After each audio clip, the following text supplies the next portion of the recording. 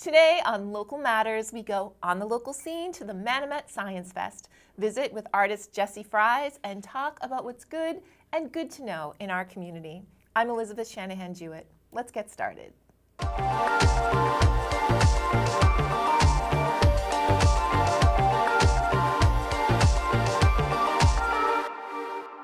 On the coast of Plymouth, just past Manomet Point, you'll find Manomet Inc., an organization dedicated to the study of shorebirds, their ecosystems, and the threats they face. We went on the local scene with them for Science Fest, a day of education and demonstrations designed to envision a world where ecosystems and human communities thrive together. Manomet was founded in 1969 as a bird observatory, and it has grown to become a network of field scientists from around the world that are focused on bringing science to communities. And what's really special about today is that it's the first time that we've really been able to share all of our field scientists from across the Western Hemisphere with the local community. You know, Manomet has been a really important part of this community here in Plymouth for a long time. For more than 50 years, we've been here. We're a science organization, so our activities aren't always open to the public, and we really thought this was a good moment to invite the public in and let them see the science that we do. A lot of us study these migratory birds that fly incredibly long distances from the Arctic all the way down to South America, and we have staff in locations all along those flyways, and we hire locally, and so in Central and South America, we hire local people in all those places. And so a lot of our staff have only met on Zoom because particularly with the pandemic, it's been hard to get together, but we're all here. This week we had a staff retreat and we thought, let's celebrate the end of our staff retreat with this big public celebration of all the things that we do. And so we're kind of all just super high on science and getting to know each other. And so this is really just kind of an amazing way to top it off. It's super fun that we have scientists that are working in fisheries, in shorebirds, that are working in everywhere from Maine down to Central and South America, and just having the opportunity to meet people from working in all those places and learn about kind of the different work that they're doing and what that looks like in different geographies, I think is just a really unique opportunity. So I'm super excited to be here and be meeting a lot of people today. I think this event is important because it highlights the work that Manomet is doing, not just with migratory species, but also with climate change and with fisheries. So all of these things are keenly important to us, and we don't always think about these things as we should. If you're living in an urban area, you're not necessarily thinking about salmon, you're not thinking about climate change, except on those days when your air conditioning might be blowing out. So I think that having these kind of events increase awareness with the public about these issues. And this is a lot like what we're doing and what Manomet and Wizerin is doing in Latin America, trying to highlight the importance of these things. So we have numerous fairs and festivals that we're involved with, from Colombia to Panama to Ecuador and Peru. So getting the community involved is important. So this is a model that's being used throughout the Americas. So almost every staff member at Manomet participates in education in some way. Most of them also do outreach to kids because people who are in middle school, high school today are just so much more knowledgeable about the world than I was when I was young, and so charged up to make a difference. And so we really see it more as just empowering youth and young people to go out there and be the environmental stewards of tomorrow. And so a lot of our education work is focused on sort of opening up career paths for young people. They're learning about bees, they're learning about pollination, they're learning about horseshoe crabs, they're learning about some of the eDNA testing that we're doing, some of the work we're doing here on the Manomet property. They're learning about the work we're doing in Texas with whimbrels, some of the work we're doing with grasslands in Uruguay with ranchers, and how important managing those grasslands are for shorebirds, and much, much more. We work to connect youth in Argentina who live on the edge of a salt lake with youth near Great Salt Lake or Mono Lake in California, which is also a salt lake. Classrooms here in Plymouth with classrooms in other countries. So we really, I think that youth outreach and education is a key piece to pretty much everything that we do. I see the education role here at Manomet as something that really just has to underlie all of our activities. I'm a natural resource specialist, and so my job is really working with people, working with communities to protect habitat for birds and migratory species that are found on national forest land. So we're most concerned about listing of species on the endangered species list. So we don't want to see species listed because that impacts the way that we as the Forest Service manages grasslands and forests. In terms of conservation, we can have the best science, we can have the best resource, we can have the best funding, but if you don't have the community involved, we can't advance. The community is the key point, and is very priority today, build the bottom-up process, and this is part of this. You know, we are in a bottom-up process in this Science Fest, starting to build bases about information access, you know, community engagement. It's a good opportunity to, you know, to just not in terms of information.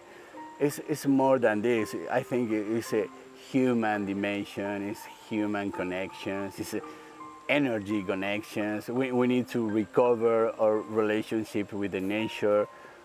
We are on this. We have this opportunity to share all of the work that we're doing in amazing locations across the Western Hemisphere with everybody here locally in Plymouth. If people don't understand the natural world, I think COVID did something very unique in making people aware of how important the natural world is. And what we do as an organization is really try to bring science to communities and help people understand how important science is and how important just the inner workings of nature are. I hope that people will come away with curiosity and questions and sort of want to learn more. I hope that they have some good conversations and learn a little bit about the work Manomet is doing, and then you know, want to keep asking questions and learning more about the things that they see today. I want to invite to the people to understand that is the nature today is the base to our human development. You know, without nature we can have development. This is the message I want to share.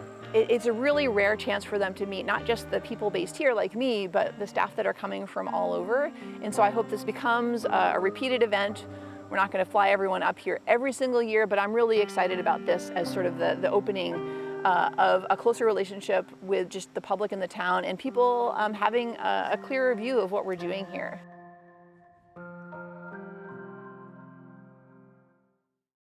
To learn more about this fantastic organization, visit their website at manomet.org.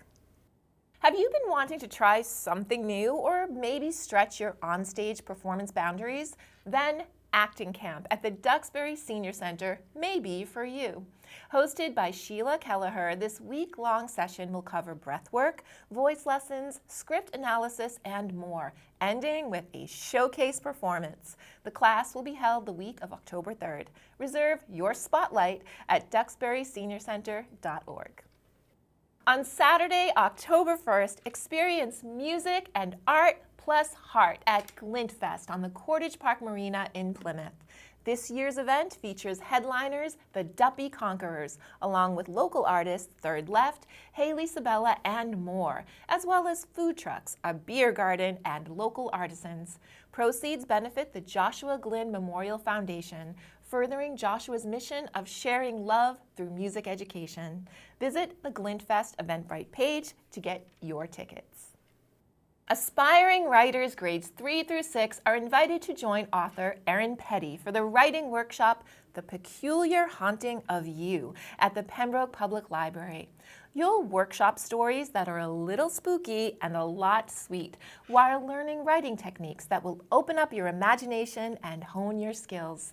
This October 12th event will run from 4 to 5 p.m. Sign up online through the library's website or call 781-293-6771. When you know or suspect that someone you care about is a victim of domestic violence, it can be hard to know the right thing to say or how to help. the South Shore Resource and Advocacy Center is working to raise awareness and opportunities for support.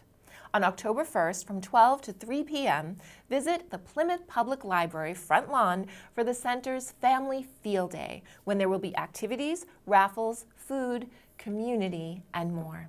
For questions and more information, email sarah.ssrac@hptc.org. On the most recent episode of the Local Scenes podcast, Open Here, Tiff Phillips invited local artist Jessie Fries to share her story. Check it out. Hi, Jessie. Welcome to Open Here. So happy to have you. Thank you for having me. I'm excited to be here. So, Jessie, you are an artist here in Plymouth. Yeah. You are at the art shop with Eddie Murray, your bestie, right? Yes. You guys are good friends. Bestie, business partner. He is my best friend, yeah. Aw. So can you just tell us a little bit about you, your background, your family life? Yeah. Family life. I grew up in a household where we appreciated handmade things. My dad is a very talented woodworker. My mom weaves baskets. My nan, who's passed, she braided rugs. So I grew up in this environment where anything handmade was just treasured and valued. Oh, I love that. Yeah. So it's in your blood, right? So when did Sure. you know that you were an artist? Oh, before I could walk. My Nana and Grampy, every weekend I'd be over there visiting, and there was a craft cabinet, and they'd have different art and craft projects. Like before I could, I'd be in a high chair. I remember being in a high chair with crayons, and we'd have a different project every weekend, and I just loved spending time making and creating. It just was forever. It was going to be what I wanted to be. Third grade, teacher asked, "What do you want to do?" "I want to be an artist." So later on the line, you were on our show Local Matters, and you had talked about how someone told you along the line that you were never going to make it in the art world, but you did. Oh, I mean, can you talk a little bit about that? Like, how did you overcome that kind of self-doubt? Absolutely. Being an artist is difficult as it is. You're putting yourself out there. Your artwork. So when you go away to school, which I do encourage getting a second education. I do. However, when I went away to college, I went to New York. I grew up in Carver, so I was a little country hick mouse. And I was going to go to New York and just wow them. And my first semester in art classes, I failed every art class. And my professor at the end of that semester had all my portfolio work for the whole term in front of everybody. We were in an amphitheater in front of everybody that was taking art, and said that I had absolutely no talent and to go home. And I took it hard, but not so hard that it didn't spur me. I called my dad on the phone. I'm like, all right, we're done with school. I'm coming home. And my parents were really wonderful, very supportive, always have been. And I came home, and this is before I had a computer. This was way back. I went to the library every week and every Tuesday, and I would grab a different art book, a different something. And I was determined I'm going to teach myself how to be an artist. I'm going to teach myself. And a lot of trial and error. 30 years later, I'm doing my thing full time. And I remember being poor too. My dad being a woodworker, there'd be scraps of wood, and I had the lamest paintbrushes and a few tubes of paint. I had a daughter very young as well. And I would read these art books and teach myself and practice. And a lot of things got thrown into the wood pile, the burn pile. But a lot of it was just loving what I was doing and not giving up. So was there ever a moment where you're like, maybe I can't do this? Oh, no. I'm a Taurus the bull. You tell me no, I'm going to fight harder and want it more. But it could be crushing if you have a mentor or somebody that's not encouraging you. A lot of times we need to listen to what that direction's being told and learn from it. However, not in my case. I was just like, but trust me, it's not been an easy road not having a college degree and having to prove yourself as an artist over and over again to say. But there's something to be said about being self-taught. Like, that's magical. There's some things that school can't teach you, that kind of innate, born with it kind of talent. Yeah. And that's incredible that you were able to do that. Thank you. Now, how did the art shop come about? Funny you should ask. Okay, so I have an incredibly supportive family doing the art thing, and I also live with a wonderful person. He's very supportive. He's a policeman. He does his thing. He's in his own world, but I'm in my little rainbow world of color and creating. And I made friends with this Eddie Murray, my friend and business partner now. And we've been friends 10 years today because Facebook told me. And we just clicked, and we realized that we had been in a lot of art festivals. Speaking, the waterfront festivals tomorrow. We had done all these fairs and art shows, but never really knew each other. But we had participated at these same places, and we became friends through a mutual art friend on Facebook. And then we just said, hey, let's do this show together. And we just worked well together. And then I think 9 years ago, I had an opportunity to rent a little tiny studio space, and we started in Plimpton, the art shop, and we didn't have running water. We were only there on the weekends. He worked full-time driving back and forth to Rhode Island, and I would teach classes and do my stuff, my art classes in the week, but on the weekend we were open to the public. But then it started to take off, and people were like, oh, we could do this. Like, we could do this full-time. Let's set our sights higher to build the art shop bigger. Let's head for Plymouth someday. It took a few years, but our goal was to be down here before 2020, the big 400th anniversary. How long did it actually take for it to take off? Because usually, like, that first year is the most difficult. So, like, you feel like you're in the flow now, right? Oh, so, yeah. yeah. When did you feel like you were in that kind of like, oh, we're actually doing this? A few months in. Yeah. A few months in, we had a big open house, and, like, we had a line outside the door waiting to get in, and we were thrilled. It was exciting, and people were connecting with what we were creating, and they were purchasing, which was great because that helps pay the bills. And we just had such a positive feedback. And starting in Plimpton was great because I had lived there for 20 years raising my daughter, and it's a great community. People just very supportive. It's kind of country, but we knew we were outgrowing our space. We had to go a little bigger, and Plymouth this is our destination. This is our final destination for us. We love it. We love being in Plymouth. Awesome. Can you tell me what a typical day looks like in your life? Sure. I wake up, and the first thing I say to myself, and I have a sign in front of me in case I forget, I will wake up with purpose and intent. That is my first thought. And I say it out loud. That's my mantra in the day. So, and then I have to think, okay, something's going to inspire me today. Then I walk my little pug, Lulu, and a lot of people know Lulu. She's at the shop a lot. She's our mascot. And then I'm like, whatever inspires me that day is the direction I go for. I don't take commission work. I do what I want to create. It could be a multiple of mediums because being self-taught, I have tried so many mediums. I have my favorites, and then I have my things that I'm like, I don't ever want to be called a sellout because I'll paint something that I know will connect with an audience, like oceans and pretty landscapes, but I love doing that. But I also I have a dark side too, so I like to do my creepy drawings and paintings or dark, moody charcoals, and it's just whatever the mood I'm in and whatever inspires me. So what is your favorite medium? Charcoal. I love drawing because it's emotional, it's dirty, and I get covered in it, and I get into it, and I love it. That's Always my reminds favorite. me of Titanic. Like, he's drawing. That's awesome. So where do you get your inspiration from? Nature first, always nature. That's the biggest inspiration. Sometimes people. You're giving off such a positive vibe. I'm going to go create something beautiful today. You might encounter something that just puts you in a mood, and it's like, okay, you know what? Or maybe it's just I just want to play with watercolors today, or it could be anything that I see along that morning or getting me going. And I'm like, that's what I got to do. Do you feel like you get to just play every day? Is that like you're just living your best life? I am living my best life. I'm very blessed, and I count my blessings. I let people know that. We say, I work with a business partner that I trust, and he's my friend. I work with my dog, which I love. I'm by the ocean making art every day. I get to go home to a safe, beautiful home with a great person there, and I have a good life, and I count my blessings. There are days that days suck, but then there's mostly 99% of the time it's good. It's all good. So, I mean, you're such a positive person. Is that how you stay? You count your blessings? Because it's an easy time to be kind of jaded by everything that's going on. So how do you keep that up? The last few years prove that to a lot of people. I always look at it like, the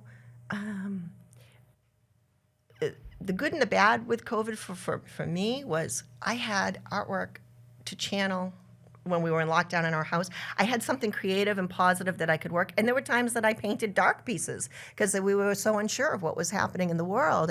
But I had an outlet, and a creative outlet I think is so important for kids to adults to anybody. Anybody that can find something that they can be creative and have a moment. It doesn't have to be a masterpiece or beautiful or perfect, but you get lost on that process. And I love the process. And that's what keeps you positive. Just keep doing it and keep at it. And then you might have something that's gorgeous at the end too. You might make something lovely, and it just keeps me in a good frame of mind. Yeah. So what's your advice for folks there who are just kind of getting into their talent, who are artists, who are just trying to start out? Work at it. I had a great uncle who was an artist, and I was very, very young when he passed away. He was in his 90s, and Uncle Howard. And I asked him, I wanted to be an artist, and what is the advice he would give me? And I would give this also to people. He said, any chance you have an opportunity, take it. If you have a chance to learn something creatively, do it. Don't be afraid. Don't be afraid to fail. Work at it, practice. Work at it, practice. Enjoy it. Have fun while you're doing it. It's not always fun, but I mean, you try to have a fun time. And I do. I work my days off. I'll work 10, 12 hours in my studio on my 2 days off, and I love it. If I'm in a restaurant and there's a napkin, I'll get my pen out, and when you just do it, it's just nature. Cooking is, if I'm not creating, maybe I'll make some presentation, something nice in food, or never have idle hands. I love that. So, and don't be afraid of failure. I'm sorry, I'm interrupting. no, you're totally fine. Don't be afraid of failure. Failure will help you grow to be successful. It's more of an experience than an actual Absolutely. failing of, I totally Absolutely. get that. So what do you think the future holds for you? The future's bright. It is for you.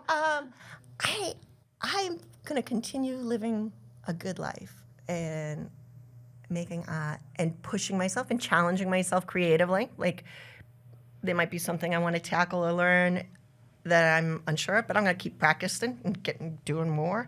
I hope the art shop continues to grow downtown Plymouth. We love being down there, part of it, the scene.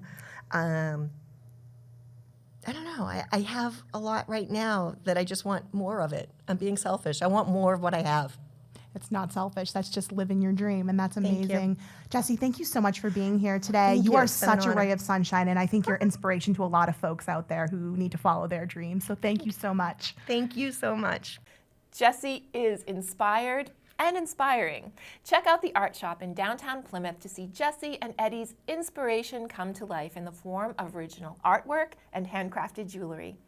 And for more fun community conversations and commentary, follow our Open Here podcast on Apple or Spotify. Who can resist a spooky mystery?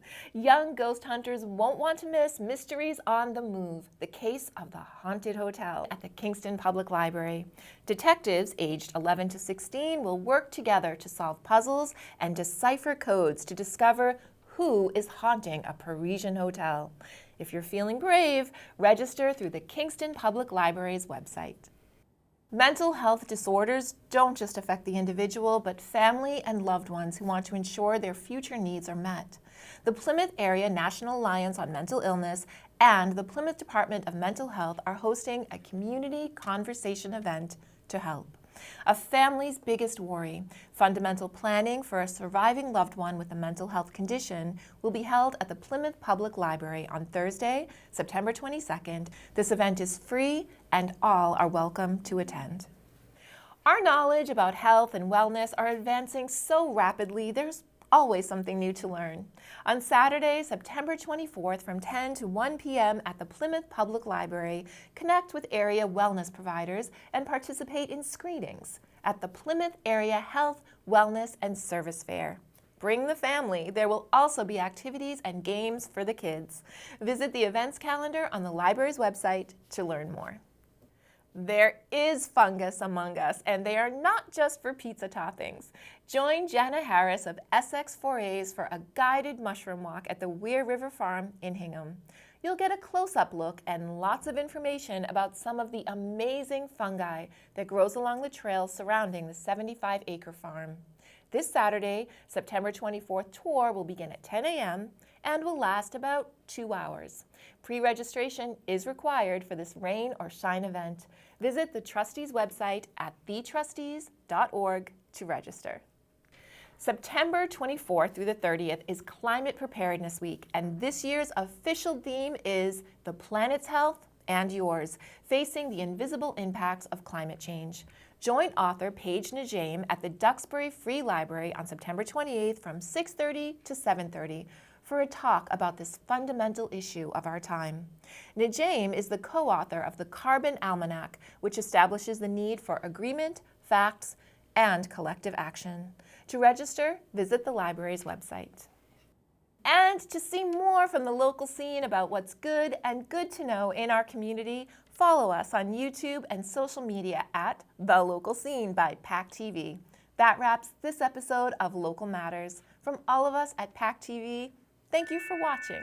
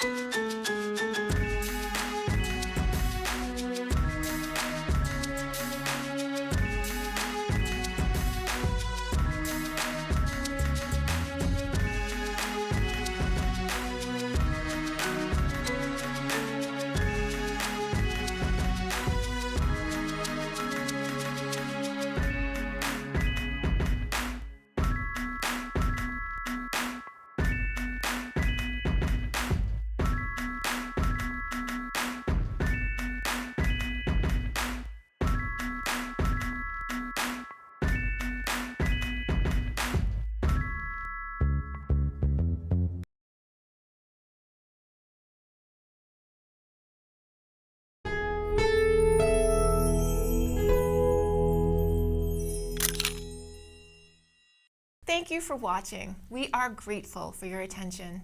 If you like what you saw, please like and subscribe to The Local Scene here and share everywhere. Thank you, friends.